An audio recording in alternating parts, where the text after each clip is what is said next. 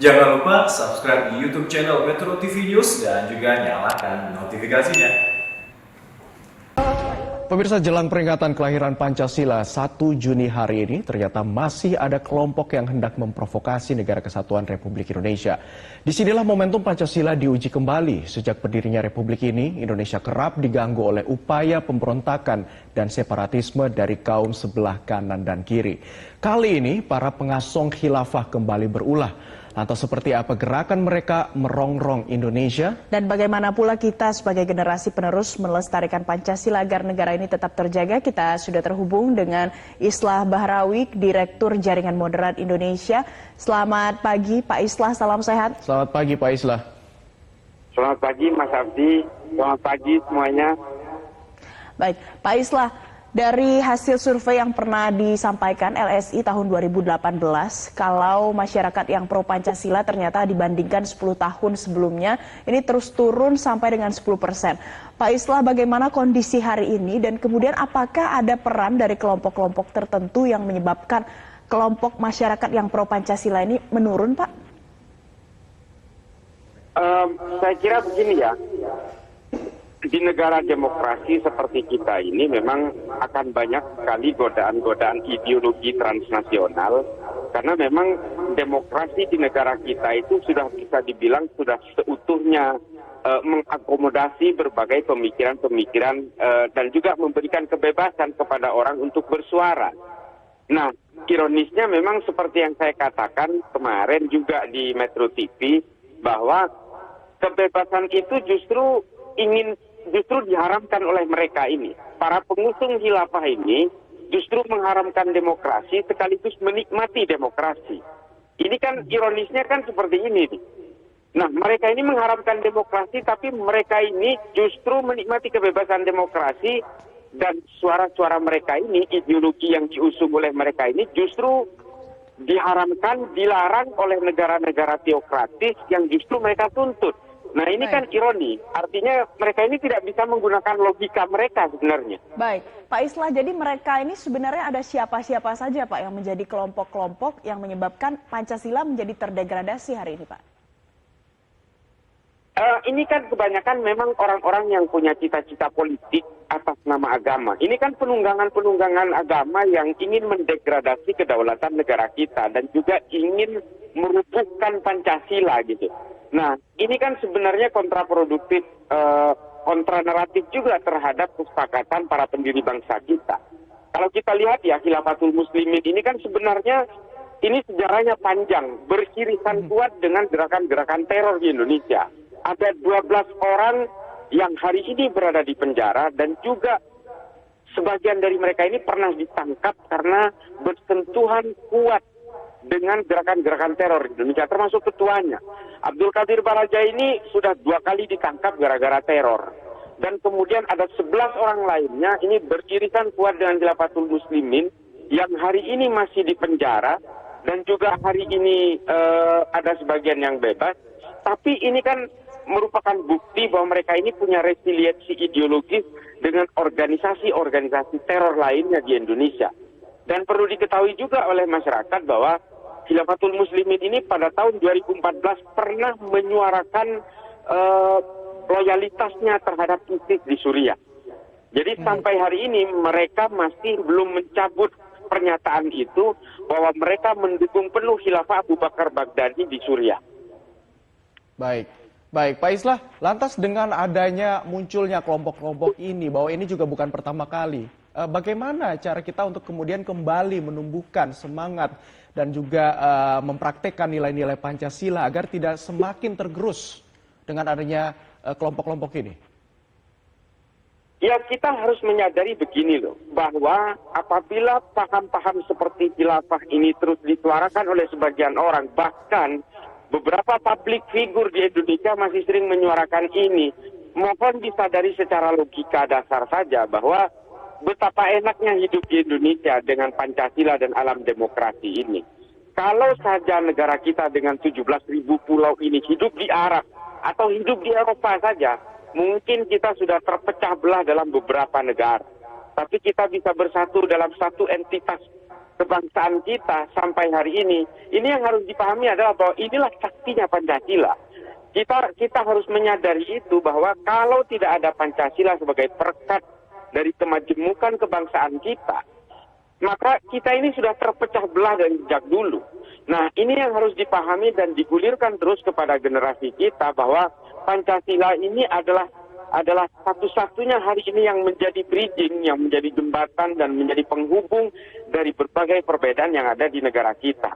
Kalau kita menganut sistem khilafah, yang konon itu sistem yang diwariskan oleh Nabi Muhammad dan diturunkan oleh Tuhan dan langit gitu ya, dalam tanda kutip. Ini saya meragukan juga, ini adalah kesepakatan manusia juga, dengan segala kelebihan dan kekurangannya. Kalau kita mau belajar sejarah dalam Islam ya, khilafah itu sendiri penuh dengan kejahatan-kejahatan kemanusiaan, kejahatan sosial dan kejahatan politik. Baik, nah, tapi ini harus diberi penyadaran kepada masyarakat.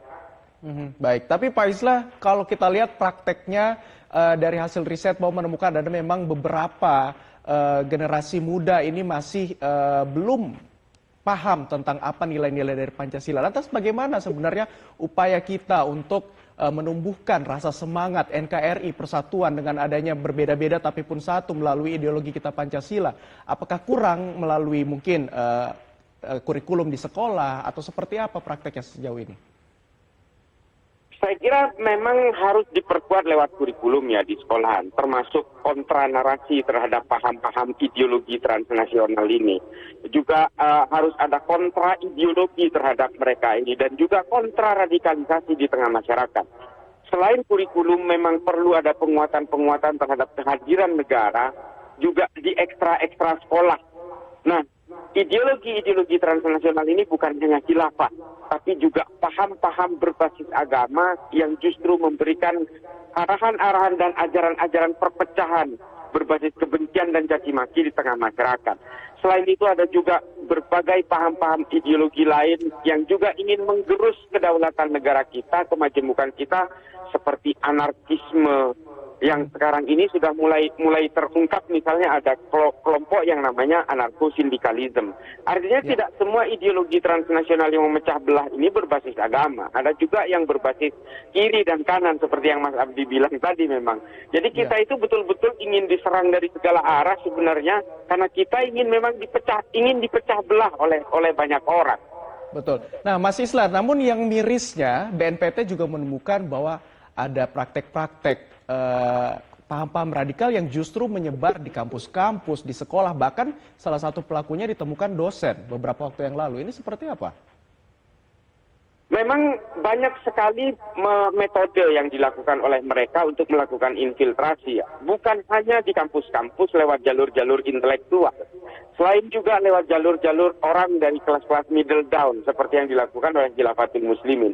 Bahkan di TNI Polri, ini kan ada berbagai upaya infiltrasi ideologi-ideologi baru ini yang ingin menggerus Pancasila. Jadi makanya saya bilang ini betul-betul serangan terhadap Pancasila ini betul-betul di atas permukaan dan juga di bawah permukaan dari segala lini.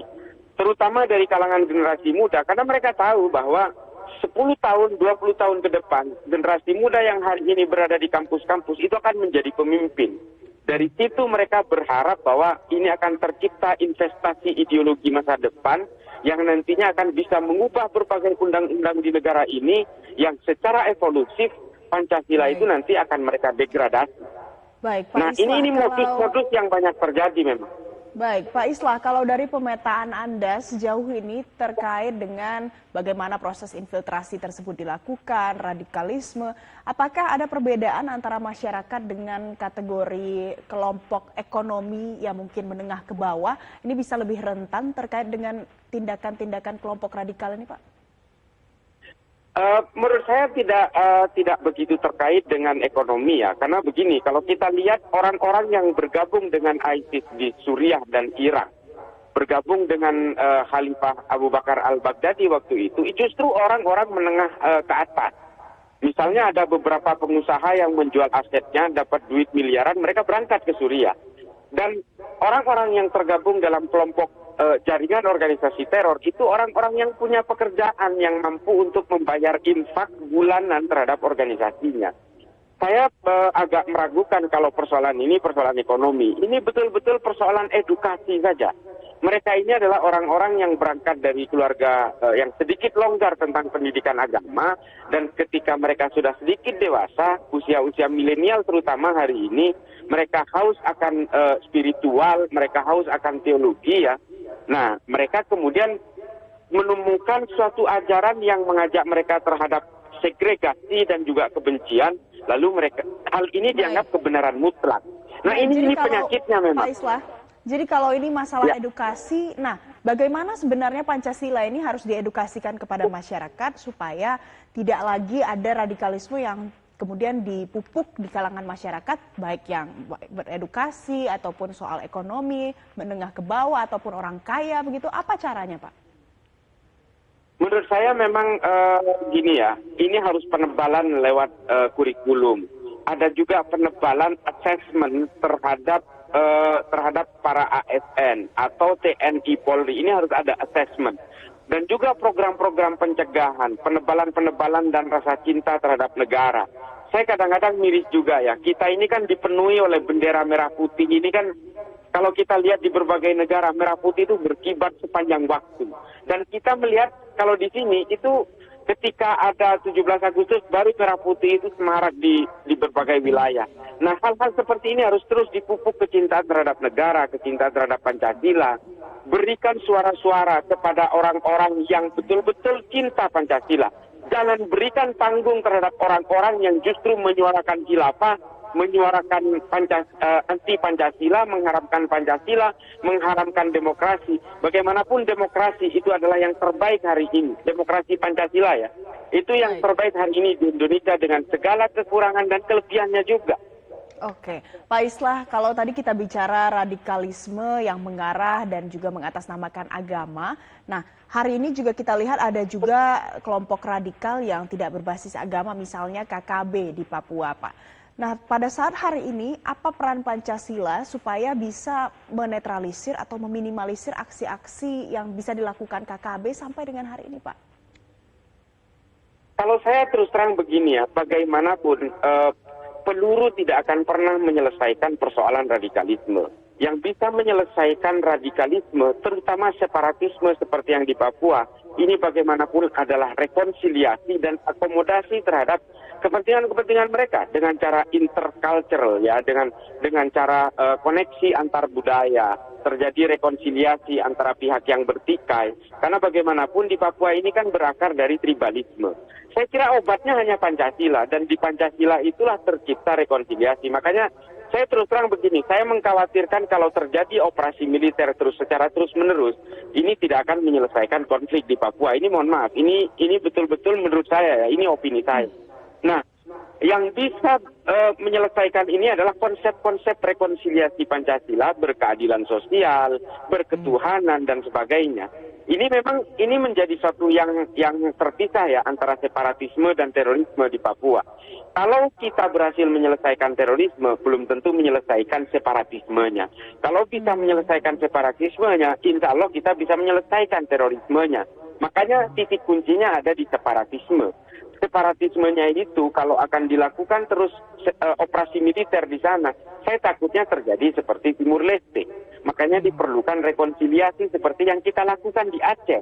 Nah, ini menjadi penting sekali buat kita bahwa Pancasila ini menurut saya ini adalah the only single formula untuk menyelesaikan proses-proses kedamaian di Papua. Proses-proses rekonsiliasi ala Pancasila itu perlu sekali di sana itu. Pancasila sebagai dasar hukum kita, lantas Pak Islah sejauh ini seperti apa Anda melihat rekonsiliasi yang sudah dilakukan oleh pemerintah untuk kemudian tidak hanya memberantas yang namanya radikalisme, namun juga untuk kembali mengukuhkan NKRI sebagai satu tanah air? Ya, Pancasila ini kesaktiannya ini bukan tanda kutip ya. Memang betul-betul sakti saya melihatnya. Makanya Pancasila itu betul-betul harus difungsikan secara real itu setiap hari dalam kehidupan bernegara kita. Kita harus bisa membedakan antara kehidupan negara dan kehidupan beragama. Beragama jelas, kita mengikuti ajaran-ajaran agama kita, terutama dalam Islam misalnya. Kita tetap harus hidup dalam berbagai hukum-hukum agama kita ketika kita dalam keadaan beragama. Nah, dalam bernegara kita harus betul-betul strict, betul-betul melekat terhadap Pancasila. Karena begini, selama berpuluh-puluh tahun kita merdeka ini kita betul-betul bisa merasakan manfaat dari Pancasila ini. Lihatlah negara lain ya, yang menurut saya mengapa negara-negara lain ini tidak pernah lepas dari konflik-konflik tribalisme, konflik-konflik primordial. Karena menurut saya jujur saja, saya selalu menyimpulkan karena mereka tidak punya Pancasila. Makanya konflik-konflik identitas itu selalu terjadi di negara-negara Arab terutama. Karena mereka memang tidak punya produk-produk perekat gitu. Pak Islah, sejauh ini bagaimana penilaian Anda terkait dengan apa yang sudah diimplementasikan oleh pemerintah, DPR, produk hukum Indonesia yang merujuk pada Pancasila, Pak, sampai dengan hari ini? Ya, menurut saya satu ya, memang Pancasila tidak bisa mengakomodir kepentingan semua manusia di Indonesia. Kita lihat banyak sekali korupsi masih saja terjadi. Kalau soal kejahatan, kejahatan lain yang sifatnya seperti street crime, kita tidak bisa ukur dengan Pancasila. Tapi setidaknya Pancasila seharusnya kalau diamalkan betul-betul dan dipertebal ya proses implementasinya, saya kira semua itu akan bisa diselesaikan. Kalau saya bermimpi begini, Pancasila ini adalah sama persis dengan konsep Madinahnya Kanjeng Nabi Muhammad ketika memimpin Madinah. Dia betul-betul bisa mengatur keseimbangan antara hak dan kewajiban. Artinya pemimpin menyepakati kepentingan-kepentingan rakyatnya. Rakyatnya juga betul-betul menjunjung tinggi entitas pemimpinnya.